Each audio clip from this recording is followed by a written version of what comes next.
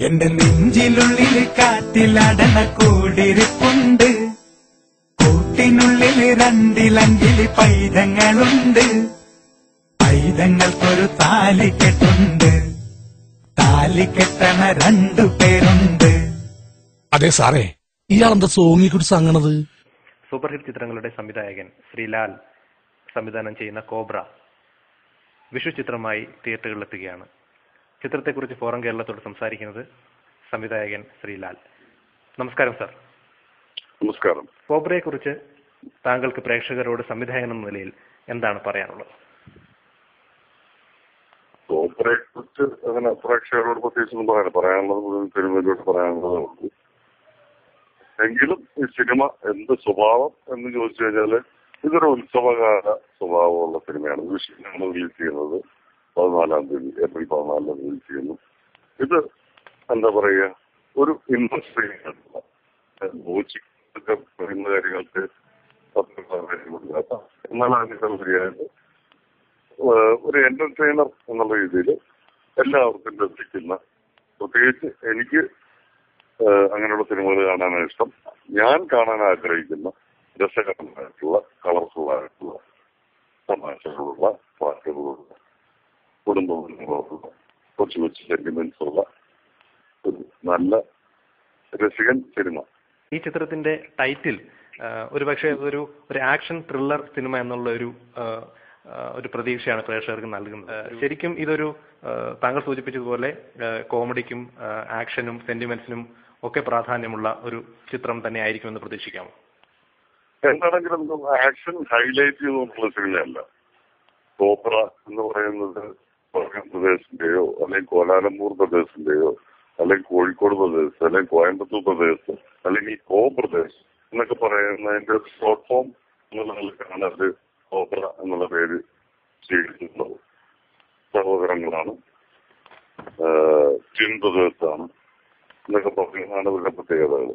അപ്പൊ എന്നാൽ ഇതിനകത്ത് ആക്ഷൻ ഉണ്ടോ എന്ന് ചോദിച്ചാൽ ആക്ഷൻ ഉണ്ട്. പക്ഷെ ആക്ഷനേക്കാൾ ഉപരിയായിട്ട് ഇൻട്രസ്റ്റിംഗ് ആയിട്ടുള്ള, തമാശകളുള്ള, സജീവമായിട്ടുള്ള ഒരു ആഘോഷത്തിന്റെ ഒരു ഫീല് നൽകുന്ന ഒരു സിനിമ എന്നുള്ള രീതിയിലാണ് ഞാൻ ഇതിനെ ട്രീറ്റ് ചെയ്തിരിക്കുന്നത്.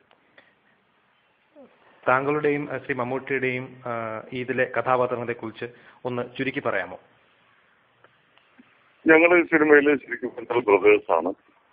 ബ്രദേഴ്സ് എന്ന് പറയുന്നതിനേക്കാൾ ഉപരിയായിട്ട് ടിൻ ബ്രദേഴ്സാണ്. ഇരട്ട സഹോദരങ്ങളാണ്. ഇരട്ട സഹോദരൻ എന്ന് പറയുമ്പോൾ അതിനകത്ത് തന്നെ എന്തോ ഒരു രസങ്ങളൊക്കെ. ഈ സിനിമയില് സലീം കുമാർ പറയുന്ന ഒരു ഡയലോഗുണ്ട്. ഇരട്ടകളാണ് എന്നാണ് അവർ പറയുന്നത്. പക്ഷേ നമുക്കൊക്കെ സാമാന്യ ബുദ്ധിയുള്ളത് കൊണ്ട് അത് വിശ്വസിക്കാൻ ബുദ്ധിമുട്ടുണ്ട്. കാരണം പാലപ്പവും നെയ്യപ്പവും ഒരു ചട്ടിയിൽ വേവില്ലല്ലോ എന്ന്. അത് തന്നെയാണ് ഈ സിനിമയുടെ സ്വഭാവവും ഞങ്ങളുടെ കഥാപാത്രങ്ങളുടെ പ്രത്യേകത. ചിത്രത്തിൽ എത്ര പാട്ടുകളാണുള്ളത്? അതുപോലെ എത്ര ഫൈറ്റ് സീൻസ് ഉണ്ട്? ഇതില് പാട്ടുകള് 3 പാട്ടുകളുണ്ട്. ഫൈറ്റ് എന്ന് പറഞ്ഞാൽ അങ്ങനെ എണ്ണം എടുക്കാനായിട്ട് ഞാൻ ഉദ്ദേശിക്കുന്നില്ല. കാരണം വെച്ചാൽ എന്താ പറയാ, ചില സീനുകൾ തന്നെ, ചിലപ്പോൾ സംഭാഷണങ്ങൾ കൊണ്ട് അങ്ങോട്ടും ഇങ്ങോട്ടും പറയുന്ന കാര്യങ്ങൾക്ക് തന്നെ ഫൈറ്റിന് ഇമ്പാക്ട് ഉണ്ടാക്കാൻ പറ്റും.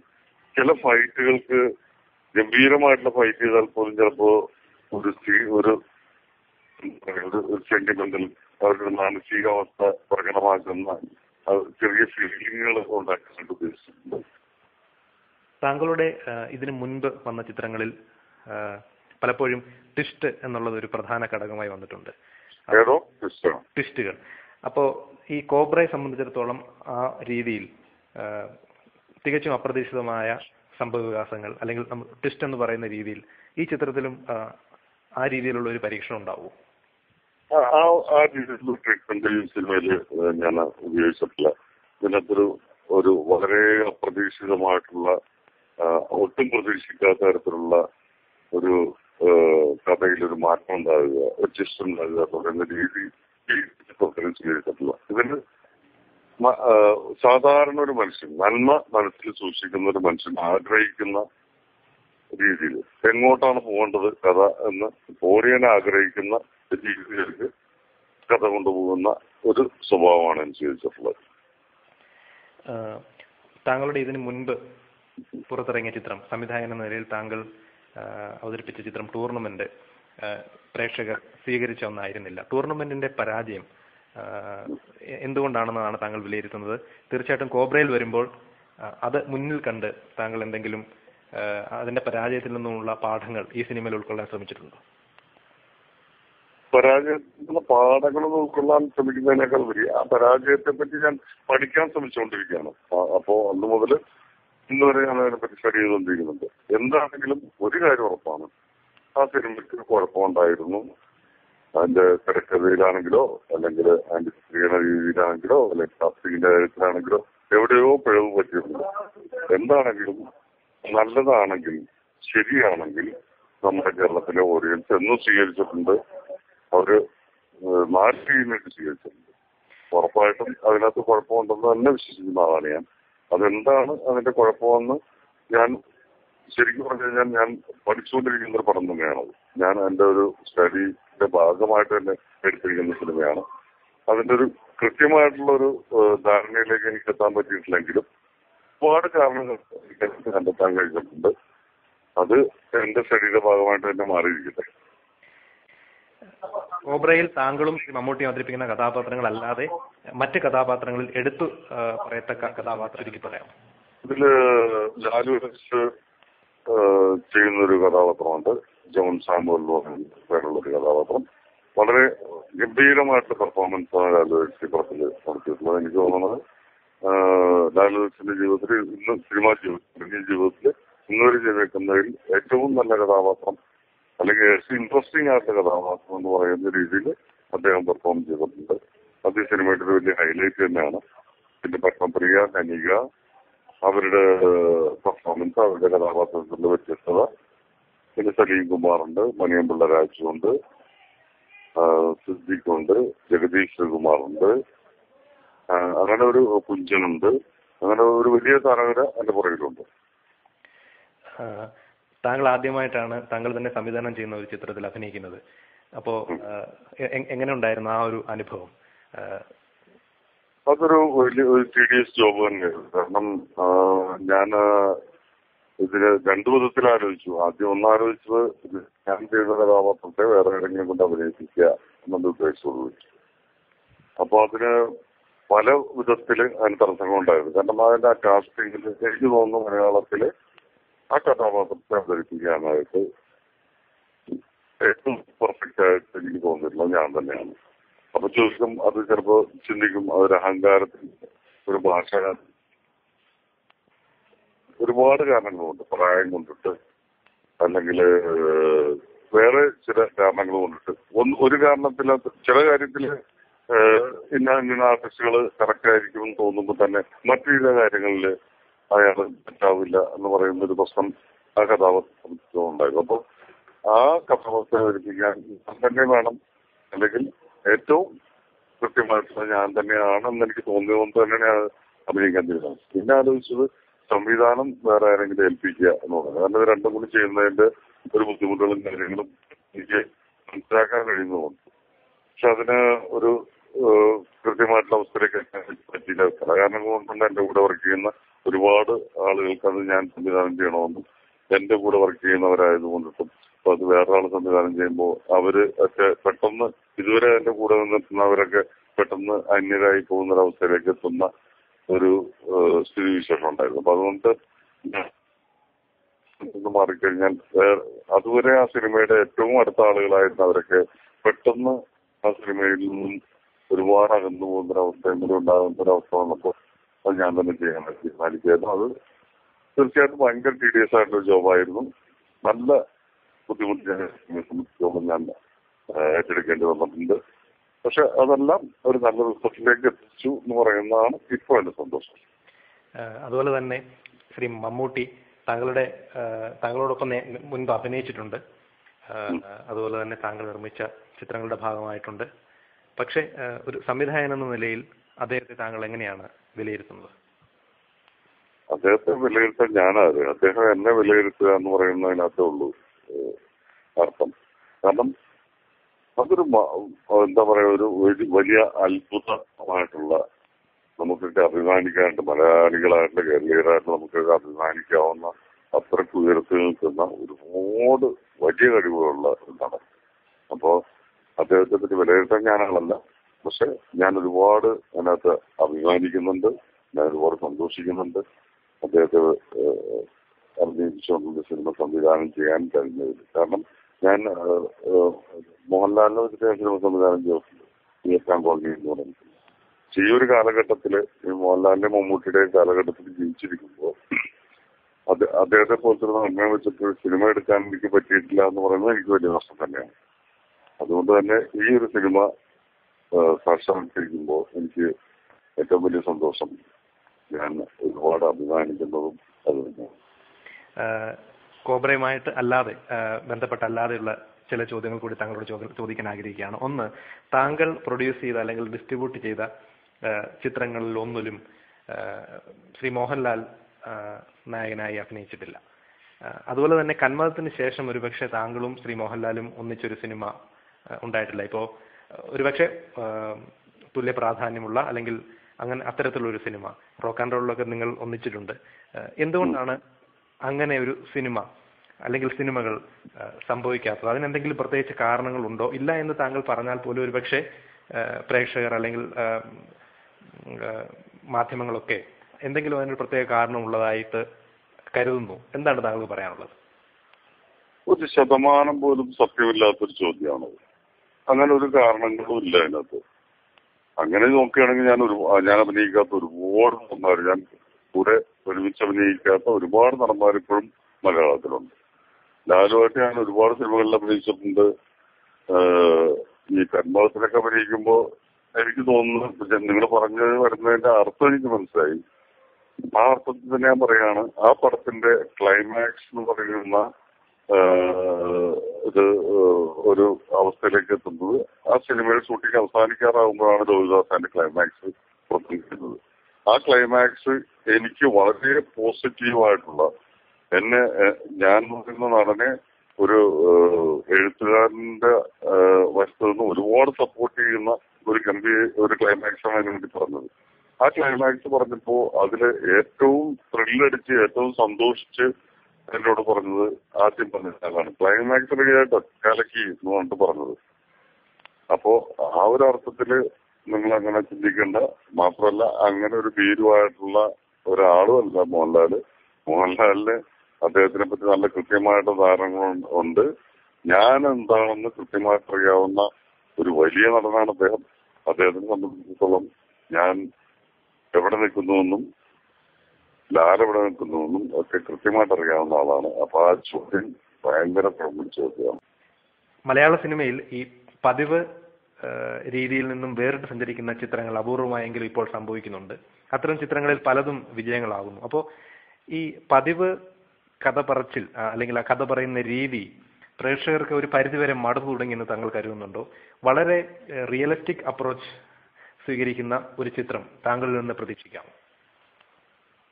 അതിന്റെ ആവശ്യമില്ല. അതൊക്കെ നമ്മളെ തെറ്റിദ്ധരിപ്പിക്കുന്ന, നമ്മളെ വഴിതെറ്റിക്കുന്ന ചില ചോദ്യങ്ങളാണ്.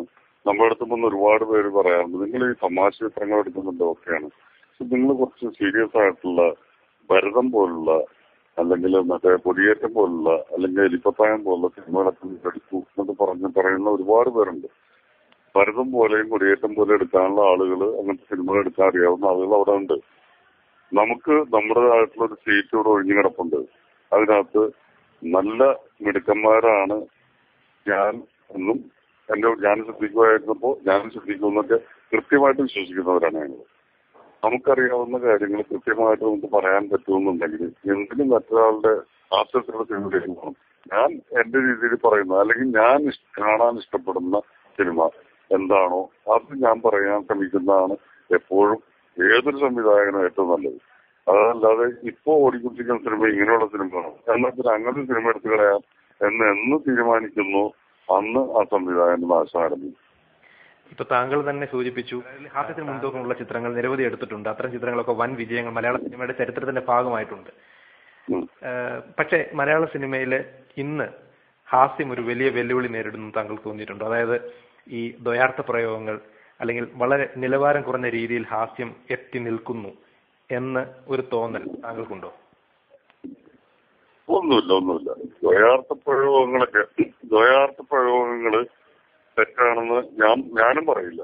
ദ്വയാർത്ഥ പ്രയോഗങ്ങളുള്ള ചിത്രങ്ങൾ കൊണ്ട് കുഴപ്പം കൊണ്ടായിട്ട് സിനിമകളൊക്കെ ഉണ്ടായതായിരിക്കും, അല്ലെങ്കിൽ ഇഷ്ടപ്പെടാത്ത സിനിമകളൊക്കെ ഉണ്ടായിട്ടുണ്ടായിരിക്കും. ഏതായാലും ദ്വയാർത്ഥ പ്രയോഗങ്ങൾ ഒരിക്കലും തെറ്റായിട്ടുള്ള കാര്യങ്ങളല്ല. ഏക അർത്ഥം വരുന്ന ആ ഏക അർത്ഥത്തിന് കുഴപ്പം പിടിച്ച അർത്ഥം വരുന്ന പ്രയോഗങ്ങളാണ് എന്നും പ്രശ്നമായിട്ടുള്ളത്. ദ്വയാർത്ഥ പ്രയോഗങ്ങളുടെ ഏറ്റവും ഒരു ഗുണം ഞാൻ പറഞ്ഞുതരാം.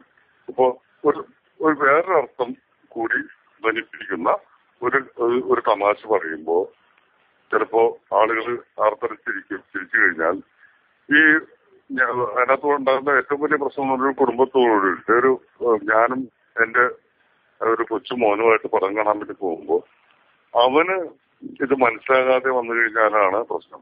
അവൻ ഈ പറയുന്ന വൃത്തികേട് അല്ലെങ്കിൽ ചിലപ്പോൾ അത് യഥാർത്ഥം ഒരു അശ്ലീലമായിരിക്കാം.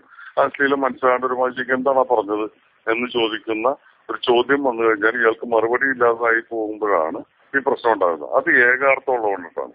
ദ്വയാർത്ഥം ഉണ്ടെങ്കിൽ ഉറപ്പായിട്ടും അതിന് രണ്ടർത്ഥങ്ങളുണ്ടാവും. ആ ഒരർത്ഥം അവന് മനസ്സിലാവും. ആ അർത്ഥം കുഴപ്പമില്ലാത്ത അർത്ഥമായിരിക്കും. ഇനിയുള്ളൊരു അർത്ഥത്തിനാണ് കുഴപ്പം. ആ കുഴപ്പം ഞാൻ ഒരു ഓഡിയനായിട്ട് കാണാൻ പോകുമ്പോൾ എനിക്കത് മനസ്സിലാവുന്നുണ്ടെങ്കിൽ അതിനകത്തുള്ള അശ്ലീലവും വൃത്തികേടും എന്റെ മനസ്സിലുള്ളത് കൊണ്ടാണ് എനിക്കത് മനസ്സിലാകുന്നത്. ഞാനപ്പോ കൂടുതലൊന്നും ചീത്താകാനൊന്നുമില്ല.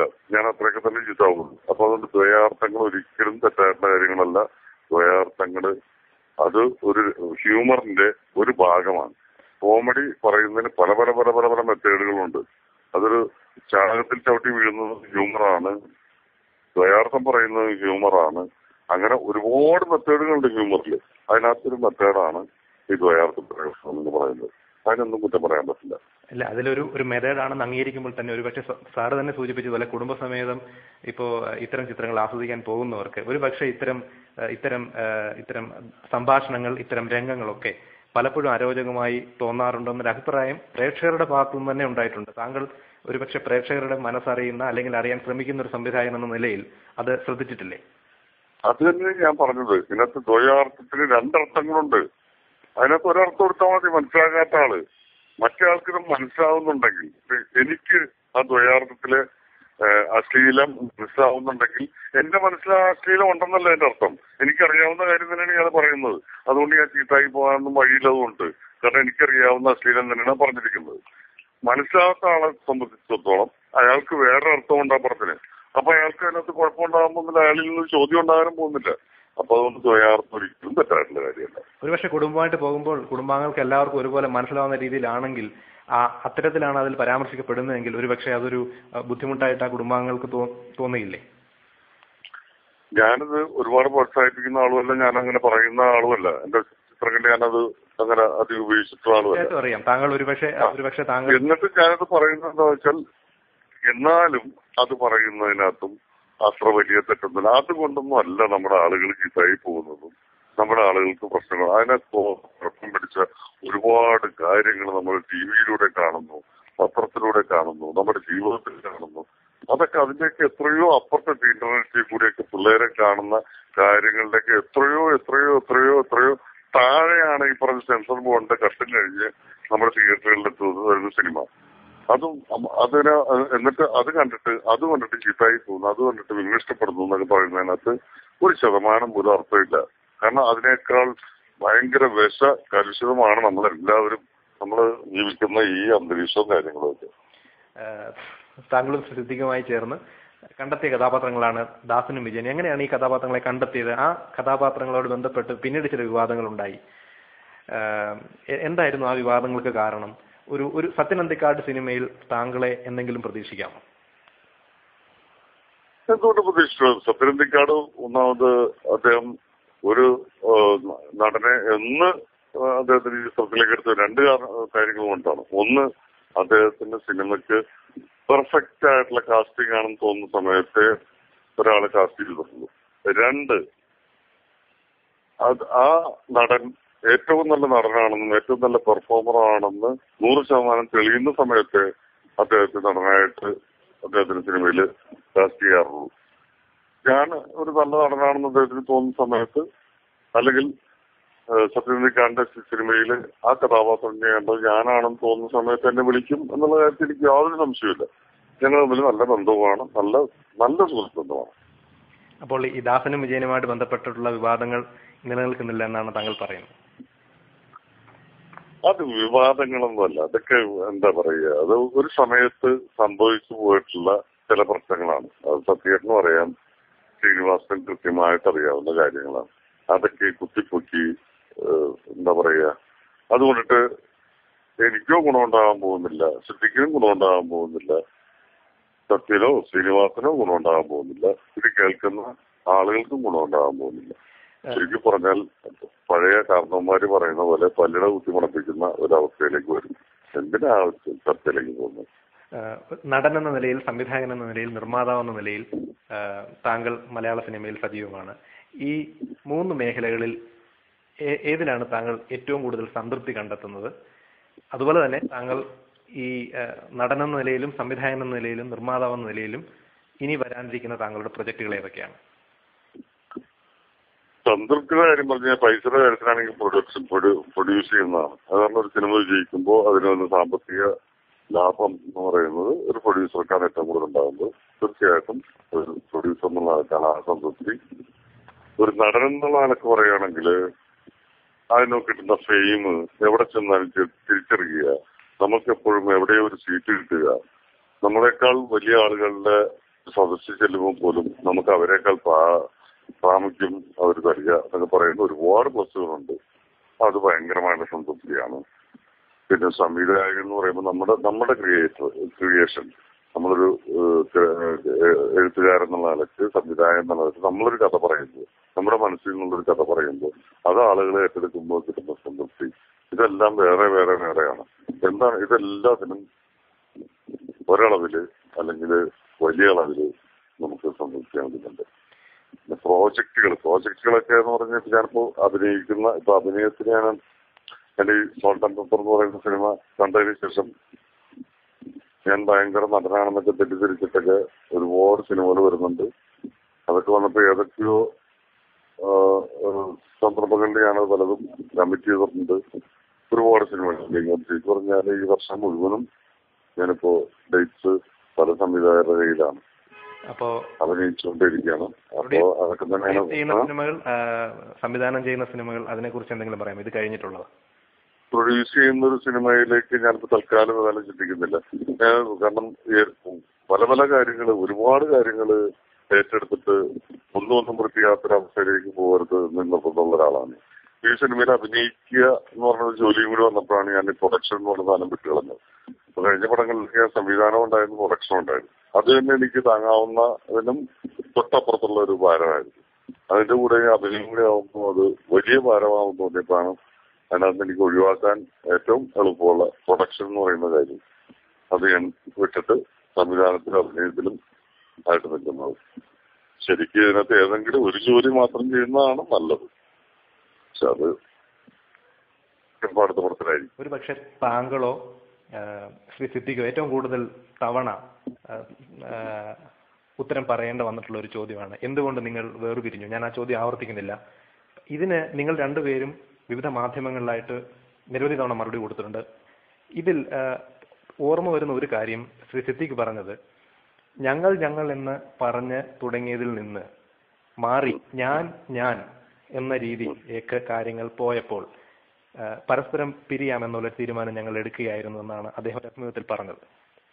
അപ്പോ അതിൽ നിന്ന് ഒരു പക്ഷേ നിങ്ങൾ തമ്മിലുള്ള ഒരു ഈഗോ എന്നുള്ള ഒരു ധ്വനി ഒരു പക്ഷേ ആ ഒരു പരാമർശത്തിലൂടെ അദ്ദേഹം പുറത്തു കാണിക്കുന്നുണ്ട്.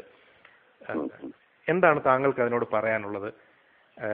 അതിനോടൊപ്പം തന്നെ ചോദിക്കാനുള്ള മറ്റൊരു ചോദ്യം ഒരുപക്ഷെ ഓരോ മലയാളിയും ആഗ്രഹിക്കുന്നതായിരിക്കാം, സിദ്ദിഖ് ലാൽ ടീമിൽ നിന്ന് നിങ്ങൾ രണ്ടുപേരും ഒന്നിക്കുന്ന ഒരു ചിത്രം, സംവിധായകരെന്ന നിലയിൽ ഒന്നിക്കുന്ന ഒരു ചിത്രം എന്തെങ്കിലും പ്രതീക്ഷിക്കാൻ കഴിയുമോ? രണ്ടാമത്തെ ചോദ്യത്തിന് മറുപടി പറയാം. ആദ്യത്തെ ചോദ്യം അവഗണിക്കുക. അത് ഒരു ചോദ്യം 1000 വട്ടം ചോദിക്കുമ്പോ നമ്മളിപ്പോ എന്താ പറയുക, അത് മീറ്റിംഗിന് പ്രസംഗിക്കാൻ പോകുന്നു, സംസാരിച്ചു. അടുത്ത അന്ന് തന്നെ 5 മണിക്ക് വീണ്ടും ഒരു മീറ്റിംഗ് ഉണ്ടെങ്കിൽ അവിടെയും സംസാരിച്ചു. വീണ്ടും ഒരു 7 മണിക്ക് ഒരു മീറ്റിംഗ് ഉണ്ടെങ്കിൽ നമുക്ക് തോന്നും സംഭവം കേൾക്കുന്ന പ്രേക്ഷകരും കേൾവിക്കാരും ഒക്കെ വളരെ ചുരുക്കം വേറെ വേറെ ആയിരിക്കും. ആ വേറെ വേറെ ആളുകളായി കേൾക്കുന്നത്. എങ്കിൽ പോലും നമുക്ക് ഈ പറഞ്ഞ കാര്യം തന്നെ വീണ്ടും വീണ്ടും പറയാനായിട്ട് ചെറിയ ബുദ്ധിമുട്ട് വരും. അപ്പോ ഒരു ചേഞ്ച് ആയിക്കോട്ടെ എന്ന് പറഞ്ഞിട്ട് എന്തെങ്കിലും മാറ്റി പറയുന്ന അവസ്ഥ നമുക്കറിയാതെ വന്നു പോകുന്നൊരു കാര്യമാണ്. എനിക്ക് തോന്നുന്നു സിദ്ദിഖിനും അത് തന്നെ ആയിരിക്കണം സംഭവിച്ചിരിക്കുന്നത്. എനിക്ക് പല പ്രാവശ്യം പറഞ്ഞു ഈ ഒരേ ചോദ്യം തന്നെ മടുക്കുമ്പോ അതിനകത്ത് ഒരു വ്യത്യസ്തതയ്ക്ക് വേണ്ടി മാറ്റി പറഞ്ഞ കാര്യമില്ല. അപ്പൊ അതുകൊണ്ട് തന്നെ ആ ചോദ്യം വീണ്ടും എനിക്ക് ആ ചോദ്യത്തിന് ഉത്തരം പറയാനായിട്ട് എനിക്ക് മടുപ്പുണ്ട്. കാരണം ഞാൻ പറഞ്ഞ് മരവിച്ച ചോദ്യമാണത്. പിന്നത്തെ ചോദ്യം, ഞാൻ ഒരുമിച്ചുള്ള സിനിമ ഉണ്ടാവില്ല എന്ന് പറയാൻ ഞാൻ ആളല്ല. കാരണം ഞാൻ പല കാര്യങ്ങളും ഉണ്ടാവില്ല എന്ന് പറഞ്ഞ കാര്യങ്ങൾ ഇക്കാലത്ത് ഉണ്ടായിട്ടുണ്ട്. ഞാൻ ആദ്യമായിട്ട് കളിയാട്ടം എന്ന് പറഞ്ഞ സിനിമയെ അഭിനയിച്ചപ്പോ അന്ന് ഞാൻ വലിയ പ്രസ്താവന കൊടുത്തു പത്രത്തിലല്ല, എന്റെ ആദ്യത്തെ അവസാനത്തെ സിനിമയാണിത് അഭിനയിക്കുന്നതെന്ന്. പക്ഷെ ആ സിനിമ റിലീസ് ചെയ്തപ്പോൾ എനിക്ക് തോന്നി ഞാൻ കൊള്ളാം, ഞാൻ കുഴപ്പമില്ല, തെറ്റില്ലാണ്ട് അഭിനയിക്കുന്നുണ്ട് തോന്നിയപ്പോൾ ഞാൻ അടുത്ത സിനിമയിൽ അഭിനയിച്ചു, വീണ്ടും ഒക്കെ അഭിനയിച്ചു. അപ്പൊ നമ്മളൊക്കെ തീരുമാനിക്കുന്നതിന്റെ അപ്പുറത്തായിട്ടുള്ള ഒരുപാട് കാര്യങ്ങൾ. അതേപോലെ പ്രൊഡക്ഷൻ തുടങ്ങിയതിനു ശേഷം ഞാൻ ഈ പുറത്ത് വേറെ പ്രൊഡ്യൂസർക്ക് വേണ്ടി പടം ചെയ്തെന്ന് ഞാൻ തീരുമാനിച്ചിട്ടുണ്ടായിരുന്ന കാര്യമില്ല. ഇതൊക്കെ ഓരോരോ സമയത്ത് ഏതൊക്കെയോ തോന്നലുകളുമുണ്ട്, ദൈവത്തിന്റെ തോന്നിപ്പിക്കലും ഉണ്ടായിരിക്കും, നമുക്ക് ചെയ്തു പോകുന്ന കാര്യങ്ങളാണ്. അപ്പൊ ഇനി നാളെ ചിലപ്പോ ഒരു സിറ്റുവേഷനിൽ ഞാൻ സിദ്ദിഖ് കാണുമ്പോൾ നമുക്ക് ഒരുമിച്ച് പടം ചെയ്യാം സ്നേഹിക്കുന്ന ഒരു ചോദ്യത്തിൽ നിന്ന് ചിലപ്പോൾ ഒരു സിനിമ ഉണ്ടായെന്ന് വരാം. തൽക്കാലം അങ്ങനത്തെ ഒരു അവസ്ഥകളും കാര്യങ്ങളും തോന്നലുകളൊന്നും ഇല്ല. പക്ഷെ ഉണ്ടാവില്ല എന്ന് പറയാൻ ഞാൻ ആളല്ല. വളരെയധികം നന്ദി ഞങ്ങളോട് ഇത്രയും നേരം സംസാരിച്ചതിന്, കോബ്രയെ കുറിച്ച് അതുപോലെ തന്നെ മറ്റ് സിനിമാ സംബന്ധമായ മറ്റു കാര്യങ്ങളെ കുറിച്ച് വിശദമായി സംസാരിച്ചതിന് വളരെയധികം നന്ദി. കോബ്ര എന്ന ചിത്രം ഒരു വലിയ വിജയമായി മാറട്ടെ എന്ന് ഫോറം കേരളത്തിന് വേണ്ടി ആത്മാർത്ഥമായി ആശംസിക്കുന്നു. അതുപോലെ താങ്കൾ സംവിധാനം ചെയ്യുന്ന, നിർമ്മിക്കുന്ന, താങ്കൾ അഭിനയിക്കുന്ന ചിത്രങ്ങളൊക്കെ വലിയ വിജയങ്ങളായി മാറട്ടെ, അംഗീകാരങ്ങൾ താങ്കളെ തേടിയെത്തട്ടെ എന്ന് ആത്മാർത്ഥമായി ആശംസിക്കുന്നു. നന്ദി പറയുന്നതിനൊപ്പം തന്നെ, തിരിച്ചു നന്ദി പറയുന്നതിനൊപ്പം തന്നെ ഒരു കാര്യം എനിക്ക് പറയാനുള്ളത്, ഇതൊരു എന്താ പറയുക, ഒരു സൗഹൃദ സന്ദർശം പോലെ നമ്മൾ പറഞ്ഞിട്ടുള്ള കാര്യങ്ങളാണ്. ഇതിനകത്ത് ഏതെങ്കിലും വാക്കുകളോ ഏതെങ്കിലും സെന്റൻസുകളോ ആരെങ്കിലും വേദനിപ്പിക്കുന്നതായിട്ടോ അല്ലെങ്കിൽ ഇതൊരു എന്താ പറയുക ഒരു വിവാദം ഉണ്ടാക്കുന്നതായിട്ടോ തോന്നുന്ന കാര്യങ്ങളുണ്ടെങ്കിൽ അത് മുറിച്ച് കളയുക. അതുകൊണ്ടിട്ട് അത് വെച്ചത് കൊണ്ടിട്ട് ആർക്കും ഈ ലോകത്ത് ഒരു നന്മയും ഉണ്ടാകാൻ പോകുന്നില്ല. കുറെ ആളുകൾക്ക് ചിലപ്പോൾ രസിക്കാനായിട്ട് അതൊക്കെ വകയുണ്ടാക്കും, പക്ഷെ അതൊരിക്കലും ഒരു നന്മ ഉണ്ടാക്കുന്ന കാര്യമായിരിക്കും. അങ്ങനെയുള്ള കാര്യങ്ങൾ ഇതിനകത്ത് ഒഴിവാക്കുക. തീർച്ചയായും താങ്കൾ അങ്ങനെ ഏതെങ്കിലും ഒരു വാക്ക് അല്ലെങ്കിൽ ഒരു വാചകം ഈ സംഭാഷണത്തിൽ എവിടെയെങ്കിലും ഉപയോഗിച്ചു എന്ന് തോന്നുന്നില്ല. അങ്ങനെ തോന്നുകയാണെങ്കിൽ തീർച്ചയായിട്ടും അത് ഒഴിവാക്കിയിട്ടായിരിക്കും ഇത് പബ്ലിഷ് ചെയ്യുന്നത്. Thank you very much. Okay, thank you very much. All the best.